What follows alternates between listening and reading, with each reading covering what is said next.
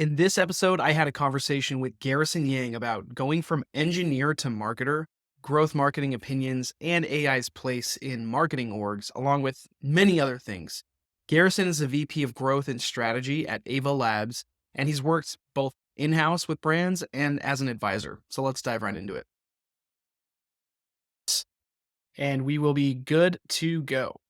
So today I want to start with this transition that you personally went through of engineering to marketing as a particularly interesting thing that probably not many people started out on that path. So I'd be curious to know what that transition was like, what sparked the change. And then I have some follow-up questions there, but I'll start there. Yeah, I mean, I started in environmental engineering of all things. I used to work on like sustainability, had nothing to do with marketing. I thought that I was going to be working in green energy for the rest of my life. And one of the things that I noticed was back in 2015, 2016, even as early as 2013, people just didn't want it. We all love talking about it. Companies wanted to reinvent energy and sell this new world paradigm that we're going to be clean, but people didn't want it and they didn't get it. They didn't understand how it worked. Solar, batteries, electric vehicles, like all of this was still this branding nightmare. And that's when marketing really clicked. It was like getting people to understand why something is important, why they want something is almost as important as the thing that's being created. And the more I thought about it, I said, solar panels are not new technology, right? They've been around for a while, like they're in our calculators, and this is just a different application of it. And yes, is it apples to apples? No, but the underlying concept of harnessing power from the sun has existed. And the trick isn't necessarily to build 10 more solar companies. It's to change the culture and make people understand that this is something they want, that they need.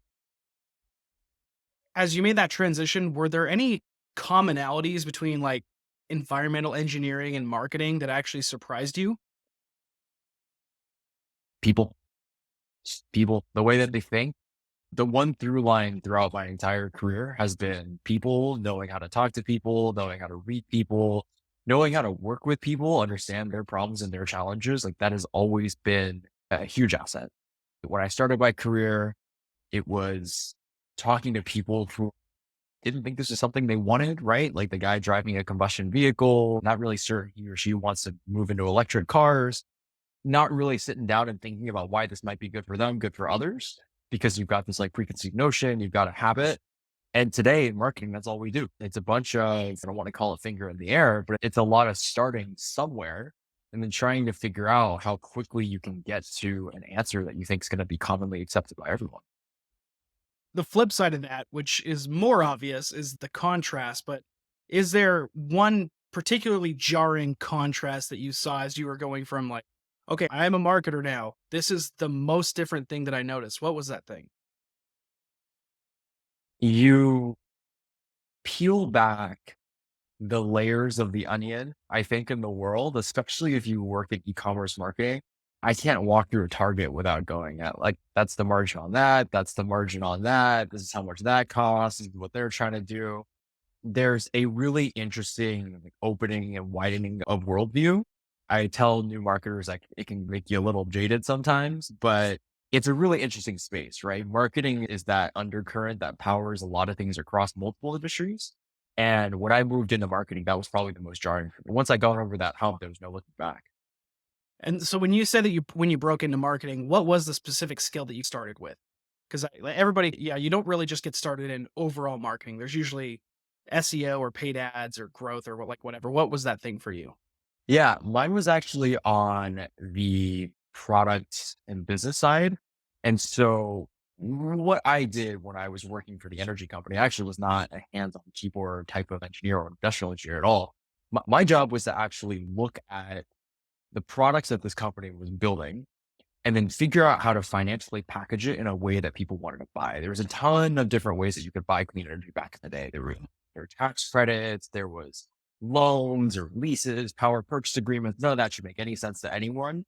But the way that you could package up a product and sell it to somewhere in a way that was really palatable was how we got this stuff into the hands of people and businesses. And when I started marketing, I realized that marketing was just one component of that. And a lot of what we are trying to do as individuals and as businesses is basically figure out what someone's problem is, find a solution, and then show the person that solution in a way that drives a lot of affinity and drives a lot of intent.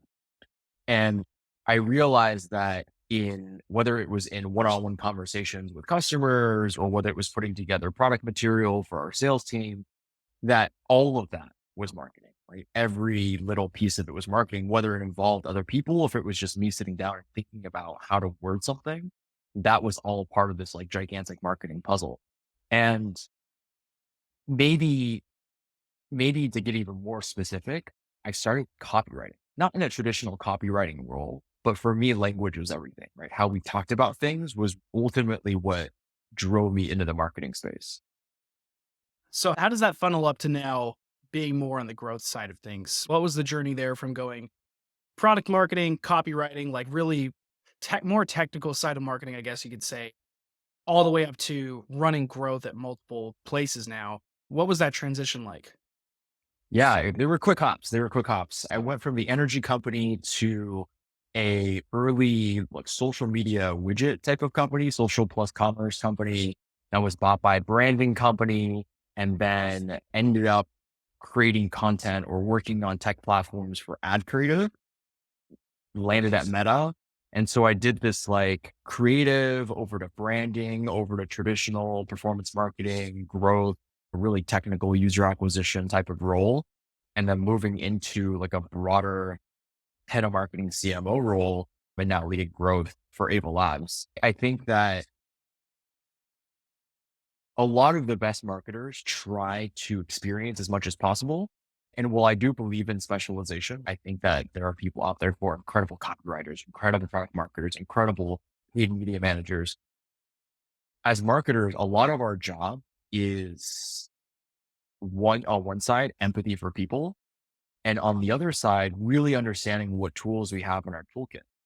And it's really difficult if you want to end up in a marketing leadership role to not try everything. And so when I jumped into the creative company, one of the first things I did was just big company, small company, consumer brand, B2B, like how are you guys all making your creative?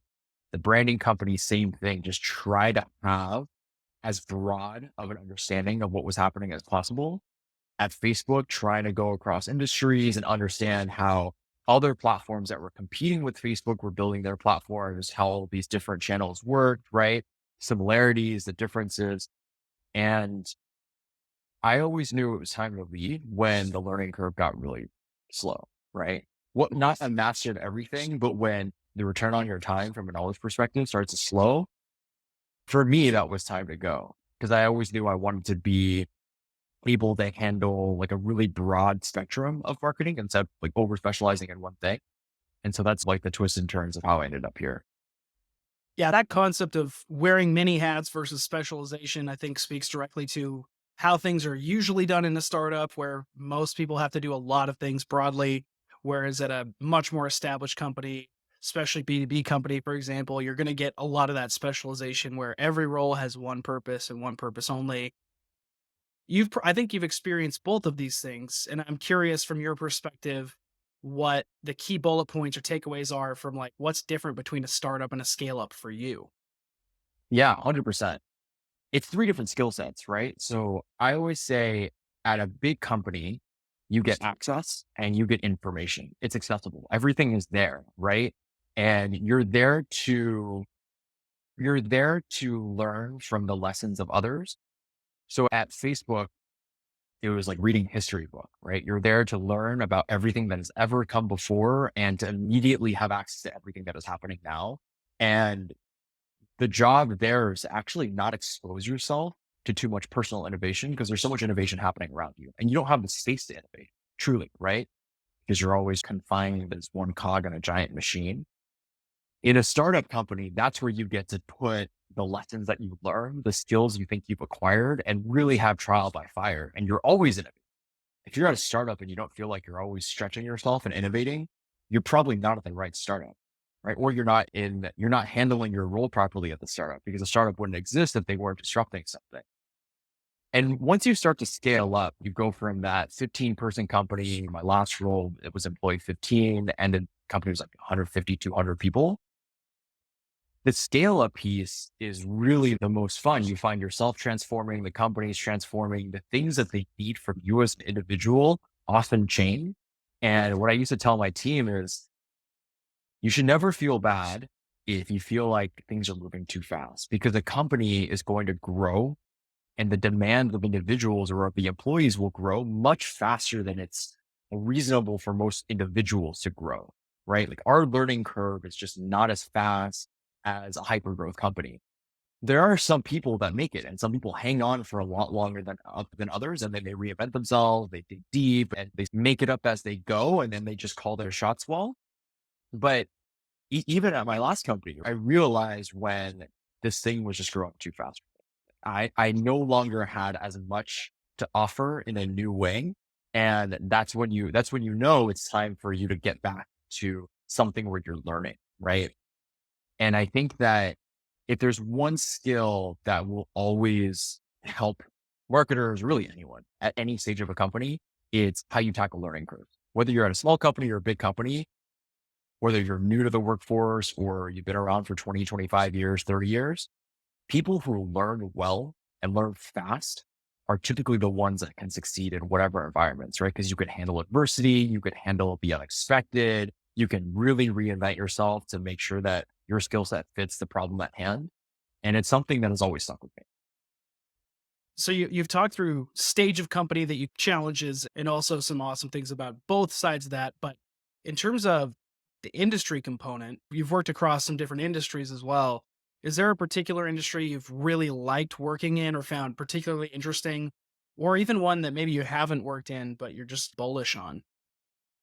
Yeah, always felt like there's opportunity in every industry. I went from health tech labor, which is probably two of the most dinosaur industries combined into one industry, to crypto in less than 2 years.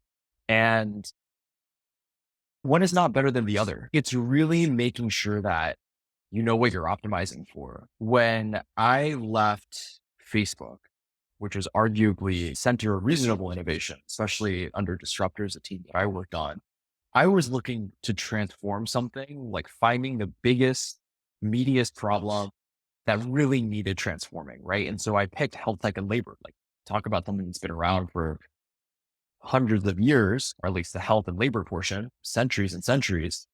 And it just needed some of that disrupting.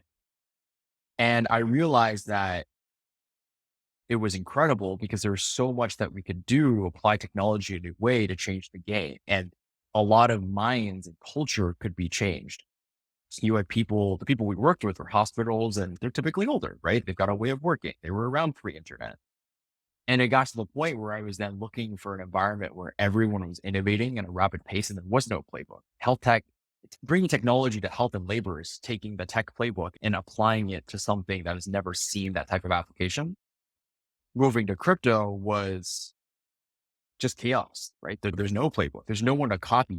Even if you copy someone, you're not even sure if they're right because no one has established and no one has seen the game yet. And that's a totally different mindset and a totally different thing that we optimize for, right?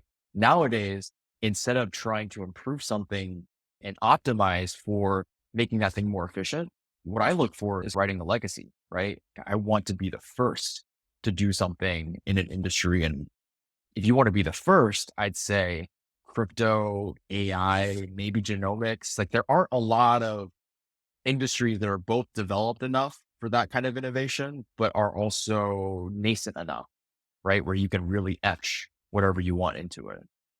Yeah, for sure. On the role side, then, so just getting even more specific as we go here. As a growth, you're a VP of growth. You've done this a couple times now. You've run teams. You've worked with probably people from all kinds of roles across organic, paid, everything in between.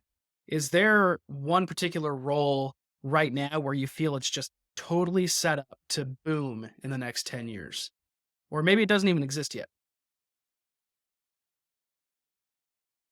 I think that product marketing is going to make a resurgence. I think what we traditionally think of as growth is probably product marketing. Like when I look at someone and I'm assessing candidates to move into that director of growth role or to eventually move into that VP of growth role, they tend to come from product marketers or they are in a role that is specialized, but their thought process and their background is product marketing. And we've just had this decade or so of like product management being this incredible non-technical business type of role. And I think that increasingly we're seeing product managers that are more technical than they are good at bringing something to market. They think about the technical viability of something in the world as opposed to the commercial or cultural viability of something in the world. And if there was one role that I think is probably under hired for, it's product marketing, because a lot of companies, especially new companies, they will literally go from engineering to marketing, or if you're lucky, engineering to product to marketing. Right. And when I say marketing, I paid, creative design, like all of that. Product marketers, especially in a world where we're increasingly asking people to be double or triple threats, to have highly transferable skills, to be able to do multiple things. I look for people who, it's because they're either slightly technical or they really understand how a product is created, right? And what was that product made to solve? But they also have enough marketing skill set or marketing background that they can learn some of the tools and platforms, right? To be able to execute. And I don't know if this is the next question, but the roles that I think that are set to progress the most are the tools based, like the expert operator roles, right? They just get easier. They get easier. Labor becomes more commoditized. It's easier to get someone else to run it. I find that roles like paid media, which 4 or 5 years ago, you wouldn't trust anyone but a highly seasoned professional manage your budgets, that now are being outsourced overseas, which again is totally fine, or they're becoming more and more junior roles. And the ones that are very difficult are the ones that actually require an immense amount of creativity, immense amount of like 0 to 1 thinking. And a lot of that is product marketing, right? Origination of marketing. Yeah, that kind of I was going that direction, but I actually wanted to dive even deeper into like what AI does to the traditional marketing team now. Like with when you look at whether it's Ava Labs or just taking a sample of what a normal marketing team looks like at a software company, for example, what do you think AI does to the different people in that org? AI basically removes the execution layer, right? Like in a very large org, you will frequently have people are there to provide marketing assets or marketing language with very little understanding of why that thing is being created. AI effectively makes those jobs redundant. And as, and this is maybe more broad, as the tools get better, whether it's ad algorithms or whether it's plug and play marketing tools, or whether it's like a Canva AI for copy or for images or whatever. But as the automation becomes better, people say this all the time, right? It's that creative element that is really tricky, the people element. Like salespeople's jobs are not in danger because of AI, because there's so much ambiguity and origination of thought when you talk to someone else, right? There's endless possibilities with how our conversation can go, depending on what we both say. It's unpredictable. And it's our ability to, one, predict what may or may not happen, and then two, be able to problem solve that is valuable. And marketers will spend less and less time on that execution piece, right? Like, hey, I need an image for an ad. And they'll spend more and more time thinking, what kind of image do I need for this ad? And why do I need this image? Or why am I running this app? Like, what should it be achieving? Right? Putting all of that together. And if we can identify the right problems, or if marketers can do a better job identifying problems, we're going to have more and more tools that provide the solution, right? We used to be a solutions oriented industry, solutions oriented world, right? Like we know what our problems are. The problems are very obvious. Who's making the things and solve them? We're now moving into a world where we have so much compute, right? That for some of these problems, like we have a solution. I can plug whatever I want into ChatGPT and get an essay out. It's my job to find what the real problem is, right? At Ava Labs, if you're not able to chat through this too much, no big deal, but I would be interested to know what your growth engine looks like, how you're thinking through what really needs to get done that's fueling the fire and creating that loop for you. Yeah, it's a complex business, right? Crypto, it's a super unique space. Not a lot of things have been solved, but our job is our job is a branding problem. We use all the different traditional marketing tools, right? Email, lifecycle marketing, acquisition marketing. Like the tactics are very similar, but it's inherently a branding problem. We have for such a unique space and maybe such an interesting space, a homogeneity issue, which is that if you're on the inside, you can barely tell the difference between most of these things. If you're on the outside, you definitely cannot tell the difference between most of these things. Yet the audience is very small. So we have a really hard time getting people on the outside to come into the industry, to believe in its viability, to understand enough of what it's being used for.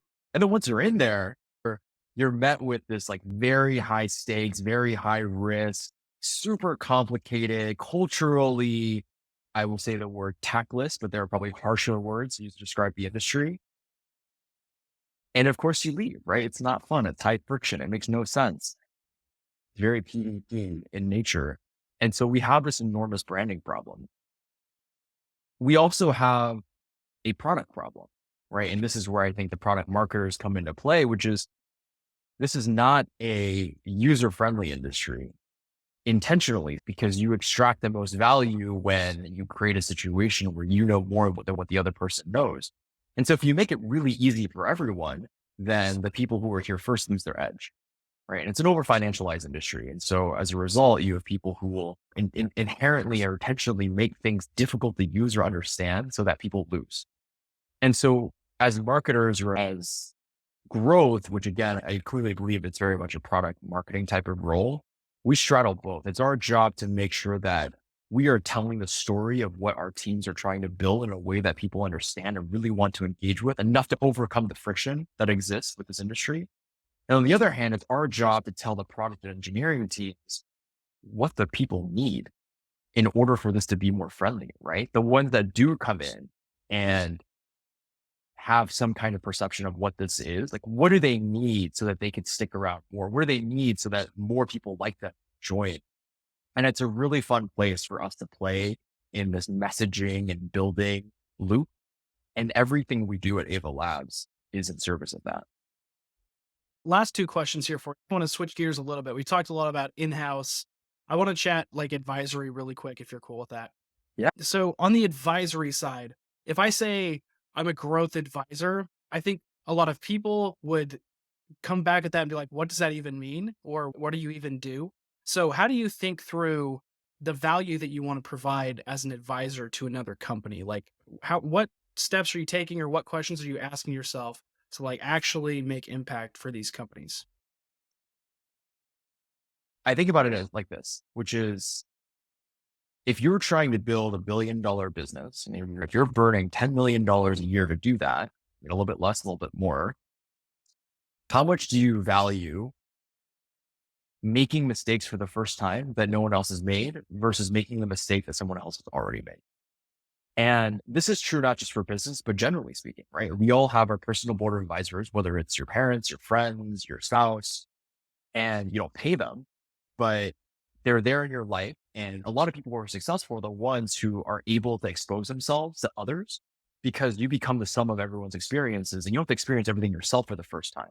And this is super common in both business and just in the real world and just in the general world, I should say, which is the people who have no community tend to fail not because of their own volition, but because any individual is always going to be underexposed to problems, solutions, and learnings than someone who has a community. And if you're running a business for the first time, it feels very lonely. It does. Like all you do, no one else is doing it with you. You're more financially invested than anyone else. They don't get it. Right. And so whether it's a slightly transactional relationship or not, you need to have that. And I do tell founders that you do need to build a community that is non-transactional. You cannot just have a bunch of advisors that you're paying or giving shares to, right? You need to have your business community, but when you're first starting, you may not have that luxury, right? And you actually just need to move fast and you need people who can share their experiences and knowledge with you. Final question here. When you're thinking about more and more people doing freelance or side hustles or whatever you want to call it, especially marketers, what do you think are the most compelling reasons for a marketer to consider doing a side hustle or even go full time on freelance or advisory? Reps, reps. Some people get it by working in an agency. Some people will get it by working at big tech like Facebook, Google, et cetera. But it comes back to the breadth of experience, right? If I work for an e-commerce apparel company for 5 years, that's the sum total of my experience. It's a very different experience than going and working at Facebook where you have 15 clients or you get exposed to hundreds of businesses through your coworkers. It's all about a learning curve. And at some point in your future, you may want to be a CMO, VP of marketing, or VP of growth at a company that you have high conviction in. But early on in your career, when your only job is to learn and to get paid to learn, but to learn, you're investing in your future. You should do it. It should not be financially motivated, right? It's nice to make a few extra bucks freelancing, but you're not changing your personal economics that way. You really aren't, right? And at least not in a way that's sustainable. And so it is the best way to add a little bit of serendipity into your life to get forced into some experiences or industries or people that you may not have otherwise experienced and to learn. And you get paid to do it. Right. And if you couldn't land that job at Facebook, which was part of my journey, or if you couldn't land a job in client services or a role in an agency where you get overexposed, this is the second best thing.